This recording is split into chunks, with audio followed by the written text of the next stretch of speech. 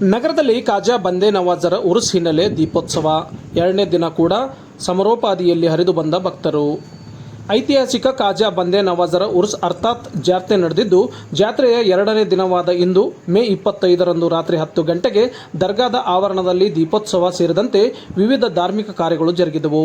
ಕರ್ನಾಟಕ ಮಾತ್ರವಲ್ಲದೆ ಆಂಧ್ರ, ತೆಲಂಗಾಣ, ಮಹಾರಾಷ್ಟ್ರ ಒಳಗೊಂಡಂತೆ ದೇಶ ವಿದೇಶದಿಂದ ಆಗಮಿಸಿದ ಭಕ್ತರು ದೀಪೋತ್ಸವ, ಕವಿತಾ ವಾಚನ, ಖಾಜಾ ಬಂದೇ ನವಾಜರ ಜೀವನ ದರ್ಶನ, ಕವಾಲಿ ಹೀಗೆ ಅನೇಕ ಕಾರ್ಯಕ್ರಮಗಳಲ್ಲಿ ಭಾಗವಹಿಸಿದ್ದಾರೆ.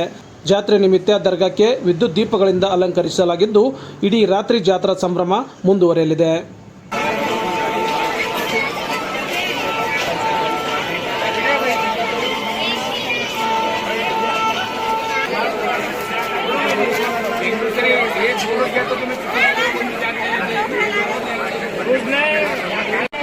जिंदगी बात करता है, वहाँ से निकल कर आता है.